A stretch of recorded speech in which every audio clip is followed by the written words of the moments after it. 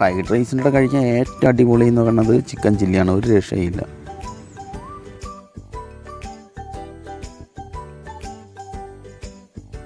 Hi, നമസ്കാരം. എല്ലാ കൂട്ടുകാർക്കും ഒരിക്കൽ കൂടി എൻ്റെ ചാനലിലേക്ക് സ്വാഗതം. ഞാൻ വിശാഖ്. അപ്പോൾ ഇന്നത്തെ വീഡിയോ എന്ന് പറയുന്നത് ഒരു ചിക്കൻ ചില്ലി ഉണ്ടാക്കുന്ന വീഡിയോ ആണ്.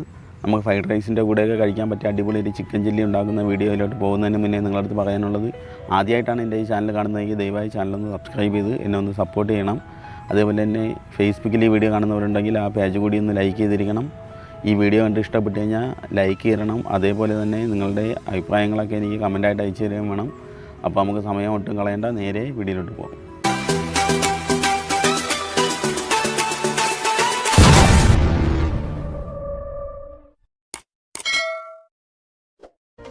അപ്പോൾ നമ്മൾ ആദ്യം ചെയ്യുന്നത്, നമ്മൾ ചിക്കനൊക്കെ ഒന്ന് കഴുകി വൃത്തിയാക്കി എടുക്കാം. നമ്മൾ ചെറിയ പീസായിട്ട് കട്ട് ചെയ്ത് വാങ്ങിക്കണം. ചില്ലി പീസ് എന്ന് പറയുമ്പോഴത്തേക്ക് അവരത് കണക്കാക്കി കട്ട് ചെയ്ത് തരും. അപ്പോൾ അതിനെ കൊണ്ടുവന്ന് നമ്മളെ കൊഴുപ്പൊക്കെ കളഞ്ഞ് നല്ല അടിപൊളിയായിട്ടൊന്ന് കഴുകി വൃത്തിയാക്കി എടുത്തതിന് ശേഷം നമുക്ക് ഇതിനകത്തോട്ട് കുറച്ച് വെളുത്തുള്ളി ഇഞ്ചിയും കൂടി പേസ്റ്റാക്കി എടുത്തതാണ്. നമുക്കിതിനൊന്ന് ഫ്രൈ ചെയ്തെടുക്കാനുണ്ട്. അപ്പോൾ അതിനു വേണ്ടിയാണ് നമുക്ക് കുറച്ച് ചെറിയൊരു രീതിയിൽ നമുക്കിതൊക്കെ ഒന്ന് തയ്യാറാക്കി എടുക്കണം. അപ്പോൾ രണ്ടാമത് മുളക് പൊടിയാണ്, കാശ്മീരി ചില്ലി പൗഡറാണ് ഏറ്റവും നല്ലത് ഇതിന് വേണ്ടി. കാരണം ചില്ലി ഉണ്ടാക്കുമ്പോഴത്തേക്ക് നല്ല കളർ കിട്ടണം. അതിപ്പോൾ ആവശ്യത്തിനനുസരിച്ച് നമുക്ക് എന്നിട്ട് ഉപ്പും കൂടി ഇട്ട് കൊടുക്കാം. അതിനുശേഷം കുരുമുളക് പൊടി, ഇനി നമുക്ക് മഞ്ഞൾപ്പൊടി, പ്രധാനമായിട്ട് വേണ്ടത് നമുക്ക് കോൺഫ്ലവറാണ്, അതും കൂടി ഇട്ട് കൊടുത്തിട്ട് 1 ടീസ്പൂൺ വിനാഗിരി കൂടെ ഒഴിച്ചു കൊടുക്കുക. അതല്ലെന്നുണ്ടെങ്കിൽ നമുക്ക് നാരങ്ങ നീരുണ്ടെങ്കിൽ അതായിരിക്കും കുറച്ചുകൂടി നല്ലത്. ഇനി നമുക്കിതിനൊന്ന് നല്ല രീതിയിൽ കൈ കൊണ്ട് തന്നെ ഒന്ന് മിക്സ്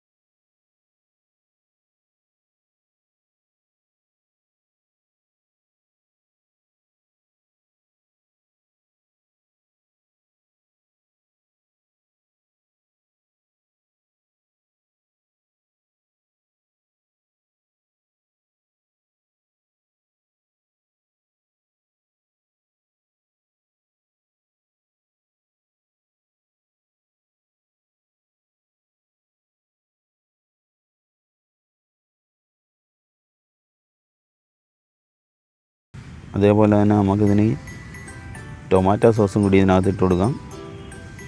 ഇത് രണ്ടും കൂടി ഒഴിച്ചു കൊടുത്തതിന് ശേഷം നമുക്കൊന്ന് മിക്സ് ചെയ്ത് കൊടുത്തിട്ട് ആവശ്യത്തിന് ഉപ്പിട്ട് കൊടുക്കാം. സോസിൽ ഉപ്പുള്ളത് കൊണ്ട് തന്നെ ഉപ്പ് വളരെ കുറച്ച് മതിയാവും. എന്നിട്ട് കുറച്ച് കുരുമുളക് പൊടിയും കൂടി ഇട്ട് കൊടുക്കാം. അതിനുശേഷം നല്ല കളർ കിട്ടുന്നതിന് വേണ്ടി നമുക്ക് കുറച്ച് കാശ്മീരി ചില്ലി പൗഡർ കൂടി ഇട്ട് കൊടുക്കാം.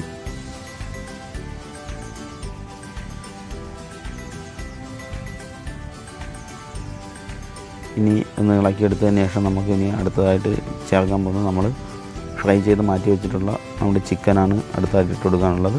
ഇത് ഏകദേശം ഒന്ന് റെഡിയായി വന്നിട്ടുണ്ട്. ഇനിയിപ്പോൾ നമുക്ക് ചിക്കൻ എല്ലാം അതിനകത്ത് ഇട്ട് കൊടുക്കാം.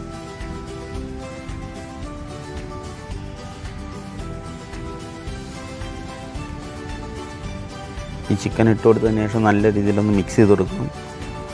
പ്രധാനമായിട്ട് നമ്മൾ ചെയ്യാനുള്ള നല്ലോണം ഒന്ന് മിക്സാക്കി കൊടുക്കണം. കാരണം ഈ ആദ്യമിട്ട മസാല എല്ലാവരും പിടിച്ച് വന്നതിന് ശേഷം ഇനി നമുക്ക് കുറച്ച് സവാള, അതായത് ഒരു സവാള എടുത്ത് നമ്മൾ 4 പീസാക്കിയിട്ട് അതിൻ്റെ ഇതളുകൾ ഓരോന്നായിട്ട് അടർത്തിയെടുത്തതിന് ശേഷം കുറച്ച് ക്യാപ്സിക്കം സ്ക്വയറായിട്ട് കട്ട് ചെയ്തെടുത്തിട്ടുള്ളതാണ്.